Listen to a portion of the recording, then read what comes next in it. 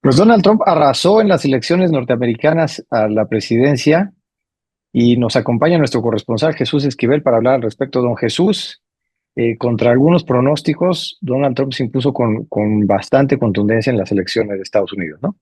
Sin duda, Santiago, creo que esta elección presidencial, a diferencia de las últimas dos, en las cuales también participó Trump, dejó muy en claro que este movimiento político que él inició, el volver a ser a Estados Unidos grande como él sostiene, repercutió en el sector más conservador del Partido Republicano, y pese a que las mujeres y jóvenes salieron en mayoría a tratar de buscar que por primera vez en la historia de este país Kamala Harris, la demócrata, una mujer llegara a la Casa Blanca, no se pudo. Y aquí también hay que hablar del voto latino en Estados Unidos, que en términos de género, los hombres comulgaron con estas políticas narcisistas y racistas de Donald Trump, que así se está leyendo en Estados Unidos, para evitar que una mujer y de origen extranjero afroamericano, hindú, llegara como vencedora a Washington. ¿Qué dice esto de la situación en Estados Unidos, de los votantes, don Jesús, que gane además después de por lo menos un proceso mucho más radicalizado, ¿no? Desde la toma del Capitolio, un personaje agitando a la violencia, en un ambiente de polarización muy fuerte. ¿Qué lectura le da esto a la situación en Estados Unidos? Pues mira, creo que la vamos a resumir así, que los análisis de expertos, los estudios sobre la personalidad de Trump se han equivocado. Este hombre parece que conoce mejor que nadie a la sociedad estadounidense. Y lo digo porque quedó atrás todo lo que tú mencionas y además el hecho de que es un criminal convicto, que fue declarado culpable de todos los delitos que le achacó el Departamento de Justicia o la Fiscalía del Estado de Nueva York por un fraude tributario, y los electores comulgaron con él, abrazaron la idea de que era una víctima de cacería de bruja política y que era necesario restablecer el orden que le achacan a Joe Biden no pudo imponer en 4 años, pese a un hecho inobjetable, que a Trump le va a tocar cosechar la reestructuración económica que empezaba a pintarse muy bien en los últimos meses de la presidencia de Biden, que tuvo que ajustar las estrategias macroeconómicas por todos los errores que cometió Trump en su primera presidencia, y que seguramente en esta nueva va a presumir como el cambio nada más de la decisión electoral de los estadounidenses. Creo que es bastante complicado el poder entender esta polarización que hay en Estados Unidos y que quedó marcada con esta elección, porque aun cuando Trump se llevó los votos necesarios del colegio electoral de los 538 repartidos entre las entidades y territorios de la Unión Americana, se llevó también el voto popular. No hubo la misma participación que en los comicios de hace 4 años, cuando más de 150 millones de electores acudieron a las urnas. No obstante, creo que Trump llega con más fuerza a la Casa Blanca y, como ya dijimos, con un aliciente, que el Capitolio en ambas cámaras estará controlado por su partido y podrá sacar adelante cualquier iniciativa de ley, así sea ultraconservadora, racista, divisionista, y sin perder de vista algo que será crucial para el futuro de la relación de Estados Unidos con el mundo entero y sobre todo en política nacional. Claro, Una eso es muy, Suprema Corte muy, de Justicia conservadora, Santiago, a la cual le va a tocar a él volver a proponer por lo menos a dos integrantes o magistrados para consolidar lo que ya se ve, el claro. conservadurismo en Estados Unidos. Ese poder arrasador que tendrá es muy interesante. Ahorita regresamos ahí, Jesús. Solo me llama mucho la atención lo que dices, que es uno de los que se achacaba como puntos centrales por los que gana Trump, que es la economía. Pero tú nos planteas que realmente la gestión de Trump en materia económica no fue tan exitosa como lo plantean. Tuve la oportunidad de estar en Estados Unidos la semana pasada y justo como que el tema central al que se referían, por ejemplo, los hispanos, que también hay que analizar muy bien ese voto, lo aducían más a un tema de economía. Y tú lo que nos planteas es algo contrario, que más bien Trump no habría hecho el mejor desempeño en esa materia y Biden, a quien le achacan haber tenido un pésimo desempeño en esa materia, tú piensas más bien que estaba recomponiendo el camino. Cuéntanos un poquito más de eso. Sí, mira, es muy claro. Creo que a Donald Trump le tocó llegar a una presidencia cuando los efectos de las políticas de los demócratas, concretamente de Obama, estaban aterrizando. Se le vino encima la pandemia de COVID-19 a Donald Trump, pero además movió los mecanismos macroeconómicos que generaron demasiada inflación y sobre todo desempleo. Y está clarísimo que en política macroeconómica en cualquier nación, las correcciones en ese sentido toman tiempo para madurar, para materializarse. Se fue Trump con una economía mala, que él nunca lo aceptó, jamás Donald Trump va a aceptar un error, es el hombre más perfecto del planeta, y Biden tuvo que tomar medidas concretas y radicales en ese sentido, tanto en materia de exportaciones como de importaciones, de financiamiento a empresas pequeñas y medianas para crear empleos que finalmente se están dando, y no sin olvidar que la política monetaria en Estados Unidos estuvo tan sujeta a tasas de interés muy altas que la Reserva Federal, con su Comité de Mercado Abierto, se había negado a reducirlas hasta hace unos meses que lo hizo. Esto porque empezaba a rendir frutos lo que empezó a hacer Joe Biden, sin restarle mérito a ninguno de los dos. Repito, la bonanza se da con tiempo, no es inmediata con cualquier gobierno.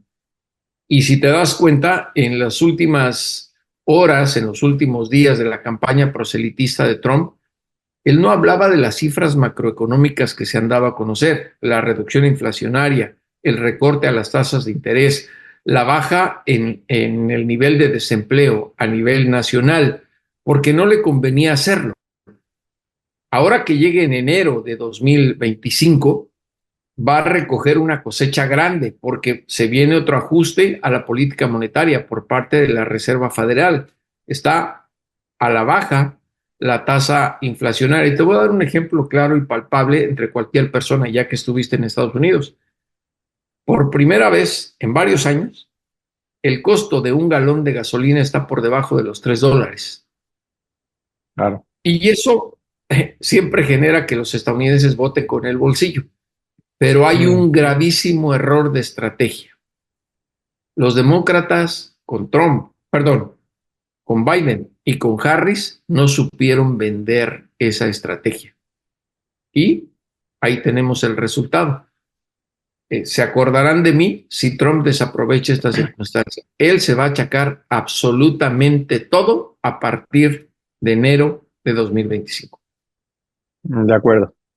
Ahora sí, Jesús, volvamos al tema de esta mayoría que consigue en el Congreso Trump, en la cual ahora, ¿no? Además de que tendrá la Corte, un personaje así sin contrapesos, sin cortapisas, ¿qué representa para el futuro hacia la relación bilateral con México?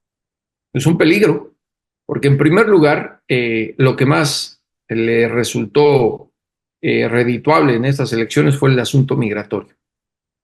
Mm. Y ahí vamos a ver a un Trump que va a continuar con su capricho de seguir construyendo el muro en la frontera de los dos países. Y en su proyecto presupuestal para el año fiscal 2026, que tendrá que presentar a las semanas después de llegar a la Casa Blanca otra vez, vamos a ver lo que le va a solicitar a los republicanos y que sin ningún problema se lo van a autorizar, tal vez por ahí con algún otro ajuste. Otra cosa, va a anular el asunto del otorgamiento de asilo a los migrantes centroamericanos, sudamericanos y caribeños que lo puedan obtener, lo que había hecho Biden. Mm. El Congreso no se lo va a objetar. Va a utilizar la militarización en la frontera y el Capitolio le va a dar luz verde. Y es ahí donde se viene un tema muy importante derivado del asunto migratorio. La amenaza de utilizar a los aranceles a las exportaciones mexicanas como torniquete para que México a fuerzas selle la frontera norte y sur, militarizando con la presencia de la Guardia Nacional y otras acciones, y así pues mantener una estrategia de doblegar a México en ese sentido, como lo hizo con Andrés Manuel López Obrador. De ahí se generó el programa Quédate en México. Es decir, Donald Trump ya se dio cuenta que le funciona esto y lo va a volver a aplicar con el gobierno de Claudia Sheinbaum, con el respaldo absoluto de los republicanos en el Capitolio. No tendrá nada que ganar ya en decir, me voy a sentar a negociar y voy a hacer concesiones. Más bien, va a presionar para ver qué concesiones obtiene de parte del gobierno mexicano. Será muy complicada la situación porque también está la renegociación del TEMEC, del Tratado de Libre Comercio con Canadá y nuestro país, que no olvidemos, es una creación de Trump porque existía el Telecán, el Tratado de Libre Comercio para América del Norte, y a él se le dio el capricho de renegociarlo y hasta amenazó con anular el acuerdo tripartita si no se le hacía caso, y no fue López Obrador uno de los firmantes en Washington de ese acuerdo al cual se opuso en un inicio. Y hay sectores muy importantes, complicados: el energético, la electricidad, el agrícola, el maíz transgénico, las reglas de origen, las exportaciones de aluminio y acero, que si llegan bajo el argumento de Washington de que con componente chino, pues las va no solo a anular, sino en ponerles un arancel de hasta el 200% en los automóviles que contengan esos materiales y que exporten nuestro país a Washington. Estoy Una de acuerdo. situación bastante complicada, Santiago? Bastante complicada.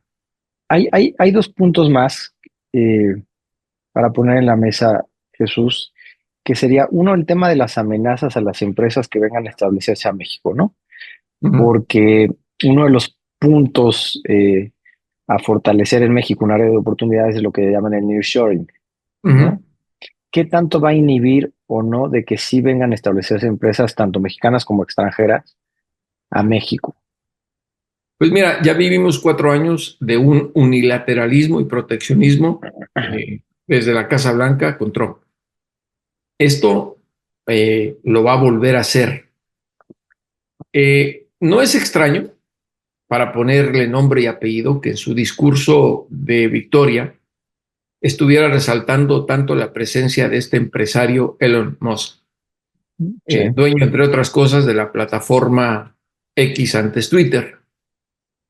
Un hombre que había dicho que iba a abrir una planta en Nuevo León, muy grande, y que la dejó en el limbo para unirse a la campaña totalmente de este presidente republicano que volverá a tomar las riendas de Estados Unidos.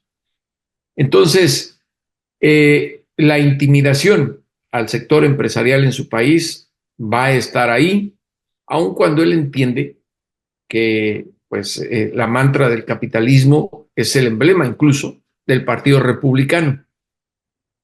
No obstante, el voto urbano y el voto rural que obtuvo, sobre todo en estados como Pensilvania, que fue súper clave para que ganara, la lectura fue: este señor nos va a proteger para que regresen los empleos a Estados Unidos y no se vayan al extranjero. Y lo sabe muy bien. Por encima de que algunos sindicatos endosaron a Harris, creo que al final el voto obrero se fue del lado republicano con Donald Trump y eso no lo puede perder de vista el próximo presidente. No por él, sino porque a mediados de su mandato volverán a haber elecciones de medio periodo y no va a querer poner en riesgo el perder el carro completo de control en el Capitolio, Santiago. Claro. Jesús, con todas estas amenazas latentes, ¿cómo ves al gobierno mexicano? ¿Cómo ves que estamos preparados? ¿Cómo vislumbras a la presidenta Claudia Sheinbaum en esta interlocución con Donald Trump? Porque si bien ella en México también tiene un poder superlativo, Ujú. no sé si tiene la espalda que tenía Andrés Manuel López Obrador para lidiar con Donald Trump, sumando además los rasgos de misoginia y demás que tiene un Trump que además parece venir radicalizado, ¿no?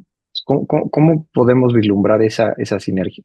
Mira, creo que la primera reacción de Sheinbaum de utilizar al pragmatismo, de decir nos vamos a llevar bien con el que llegue a la Casa Blanca, es señal de que no va a provocar un pánico. Nadie lo haría por los efectos en la bolsa de valores mexicanos, por la cotización del peso en el mercado de monedas internacionales. Pero creo que el hecho de no declarar ya o felicitar a Trump como presidente electo de los Estados Unidos va a tener algunas situaciones negativas, porque Trump además es de piel muy delgadita y le gusta que lo apapachen, ¿no? Y más a naciones a las que ve pues doblegadas por el imperio, ha dicho que quiere gobernar como si fuera un emperador y con un congreso como el que va a tener, pues le van a permitir muchas cosas. Siento que la presidenta tendría no que esperarse a los resultados oficiales. ¿Cuáles resultados oficiales? Si en Estados Unidos el que obtiene más de 270 votos del colegio electoral es ya presidente y los Claro, tiene. Ni Harris ha salido a decir todavía no es presidente electo. Y ahí me sí. parece es una carencia de tacto político y diplomático. Estoy seguro que dentro del gobierno de Sheinbaum habrá algunos funcionarios que no estén tan de acuerdo. Ahora, ¿cómo manejar a un animal político del tamaño de Donald Trump? Pues creo que ni la experiencia con López Obrador funciona, porque repito, lo doblegó con el tema de los aranceles en materia migratoria, ¿sí? Hizo algunas concesiones en sectores de seguridad. Ahora bien, no hay que restarle méritos al gobierno mexicano que se superapuntó una victoria al por primera vez en la historia de la relación bilateral doblegar a Washington con el caso del general Salvador Cienfuegos Cepeda. Claro. Pero creo que con Sheinbaum hay un poco más de flancos vulnerables, sobre todo porque este hombre viene con todo para llevar a cabo su promesa de deportar a millones de inmigrantes indocumentados que viven y trabajan en este país desde hace décadas, que en su mayoría son mexicanos. Y ahí, pues el coletazo, mi querido Santiago, se va a sentir, si lo lleva a cabo tal y como lo promete, en el nivel de remesas que llegan de Estados Unidos a México. Tremendo. ¿Quién sería la pieza clave en esta relación? ¿Jesús va a ser Ebrard, que ya tuvo interlocución, o va a ser Juan Ramón de la Fuente, desde la Pues Secretaría mira, de creo que Relaciones Exteriores? los dos serían importantes para manejar la relación con el gobierno de Trump. Primero, Marcelo Ebrard, como ahora secretario de Economía, ya conoce eh, cómo negociar con el yerno, Jared Kushner, del próximo presidente, quien no había aparecido en la campaña, ni su esposa Ivanka, y en el discurso de la victoria del próximo mandatario republicano estaba ahí, que es una señal de que sigue siendo su mano derecha y mano izquierda, su hija y su yerno, además de sus otros hijos. Y creo que Ebrard, con la experiencia que tiene en la relación bilateral, podría ser coadyuvante a lo que pueda hacer Juan Ramón de la Fuente. el nuevo secretario de Relaciones Exteriores. Creo que deben hacer equipo, la dupla, sobre todo porque están interconectados los temas que tienen en su portafolio, ¿no? Las relaciones exteriores y el tema económico. Repito, la renegociación del TEMEC, que es muy importante, que está conectada a la relación bilateral y que además, ya dijo Trump, lo quiere interactuar de una manera impositiva, los aranceles por migración, ¿no? Sí. Y eso es clave. Seguridad. También están conectados. Lo que quiere hacer para combatir al narcotráfico, según él, no está proponiendo nada en política nacional de salud pública ni de educación para reducir la demanda de opioides que matan a más de 300 personas por una sobredosis todos los días. Lo que dice es, mano dura, voy a enviar elementos de la Guardia Nacional y del Pentágono a la frontera con México, amaga incluso con invasiones, que no creo que lo haga, y de lanzar misiles a ciertos sectores geográficos de México para, según él, acabar con los cárteles del narcotráfico. Bueno, ahí está viendo muchas series el mandatario estadounidense y no entiende en ese sentido. Pero nada más con enviar militares a la frontera de su país es una fuerza de disuasión para los cárteles y un mensaje, y también para el tráfico de personas. Y faltaría ver, como lo hizo en su primer mandato, si no se le vuelve a ocurrir ahora con el Congreso todo de su lado, etiquetar a los cárteles como organizaciones terroristas, porque ahí sí, la situación tomaría otro contexto y daría un giro muy negativo para los dos países, porque la ley de la lucha contra el terrorismo en Estados Unidos es muy clara y ahí hay muchos implicados. No creo que lo haga Santiago, tal vez lo amague como amenaza, porque se daría un tiro en los pies. El lavado de dinero involucra a demasiadas instituciones financieras de Estados Unidos y estarían sujetas a sanciones si se le ocurre aplicar esa ley. De acuerdo, porque ese es el otro gran punto en la relación bilateral, ¿no? La seguridad.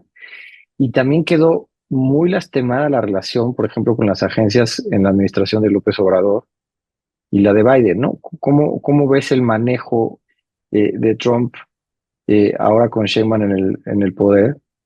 Eh, López Obrador, además de obligar a que soltaran al general Cienfuegos, ¿no? Que era el tema que mencionaba, sin entrar a mayor detalle, también expulsó a los agentes de las agencias de seguridad de Estados Amenazó con Unidos. expulsarlos, ¿no? Amenazó. Exacto, ¿no? Estaba también esta latente amenaza de nombrar las organizaciones de narcotráfico mexicanas como terroristas, con todo lo que implica. Ese punto tan tenso, ¿cómo puede progresar? Pues mira, creo que se demostró en el gobierno de Trump, en el primero, que él tiene un desdén por las agencias policiales como la DEA.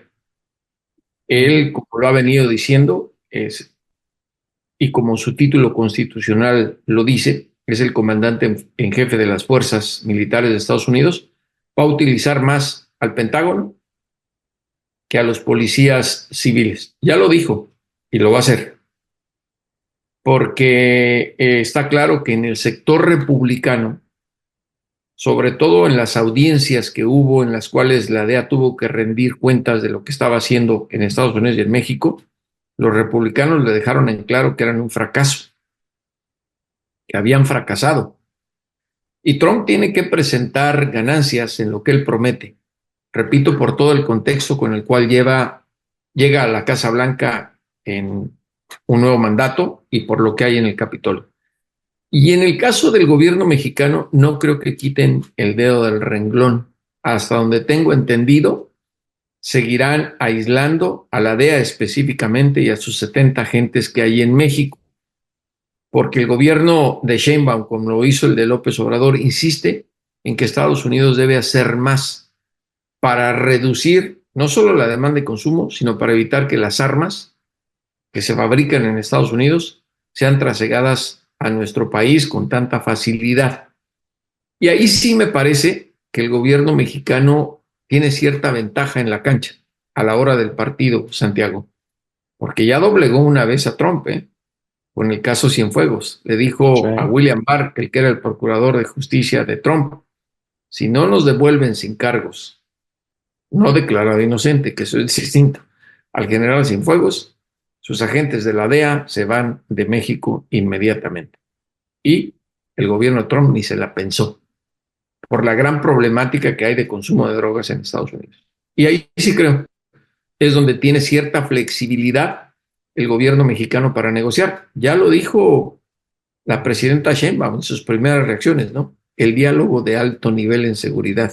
Y sin dar tanto detalle, creo que al buen entendedor, pocas palabras. De acuerdo, Jesús. Entonces, coincidiríamos entonces que es un error pensar que llega un Trump más moderado, como es el discurso de los votantes hispanos que dicen que Trump simplemente amenaza y realmente no cumple, que es solamente un discurso, o sí ve una posibilidad de que sea nada más eh, verso, ¿no? Y que no sea una amenaza tan latente. ¿Tú qué piensas de de esa Mira, lectura de los votantes hispanos? eh, mira, yo creo que pues los hispanos están así como que entre, pues lo apoyé porque sé que no lo va a hacer, pero Donald Trump va a llegar con todo. No pudo hacer muchas cosas porque los demócratas en el Senado se lo impidieron cuando él era presidente, pero ahora tiene todo para ganar. Y hay otra cosa que a mí me parece muy importante y que no debemos perder de vista, que Trump dijo que se va a vengar o va a utilizar el poder de la presidencia para vengarse de sus enemigos políticos. Y ahí es donde entra todo el contexto de lo que ha ocurrido en México, porque Sí, para los votantes en el grueso que votaron, le dieron su sufragio, México es un enemigo y los mexicanos también, porque no ha dejado de decir, y lo hizo incluso menos de 24 horas de volver a ganar la elección, que los mexicanos son responsables del crimen, de asesinatos y de violaciones en Estados Unidos. Y eso le pegó al elector que votó por él, el sí. presentar a México como el culpable, a México y a los mexicanos, como los culpables de cualquier mal que ocurre en Estados Unidos. Pensar que va a llegar moderado, tal vez, repito, no cumpla sus amenazas como en el tema de los misiles o de enviar al Pentágono a invadir a México. No abiertamente, ¿verdad? Porque hay operaciones encubiertas y secretas que lleva a cabo el Pentágono, ha ocurrido en la historia moderna, que las hemos visto y reciente, con el caso de Osama Bin Laden, ¿no? Para dejarlo Sí, muy en claro, que sería mucho más fácil si ubican a un narcotraficante en México, no necesitarían avisarle a México, al gobierno mexicano, valga la redundancia. Tienen la capacidad militar y tecnológica de hacerlo. Y creo que el sentir que es mucho ruido y pocas nueces, o manejar así, con ese tiento a Donald Trump, sería un error.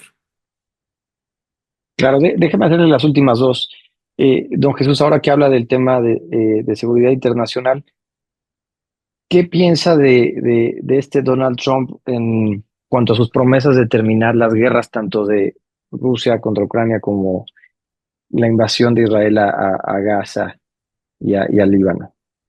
Pues mira, creo que en este mapamundi de conflictos bélicos que hay, salen ganando a quienes siempre dijo que los podría convencer en 10 minutos de acabar los conflictos. Y me refiero a Vladimir Putin, el presidente de Rusia, y a Benjamín Netanyahu, el primer ministro de Israel.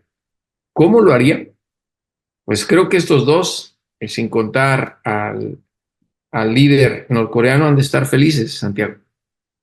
Han de estar felices por esta victoria, porque Trump comulga demasiado con Netanyahu en el caso del Medio Oriente, y Sí, acabar el conflicto con los palestinos, ¿bajo qué condiciones? Te lo puedo asegurar desde ahorita que no serán las condiciones de los palestinos, sino más bien las que quiera imponer Netanyahu.